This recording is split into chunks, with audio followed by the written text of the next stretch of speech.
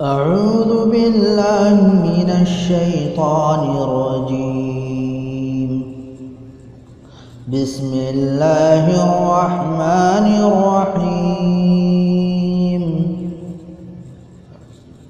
أرأيت الذي يكذب بالدين فذلك الذي يدع اليتيم ولا يحض على طعام المسكين فويل للمصلين الذين هم عن صلاتهم ساهون الذين هم يراءون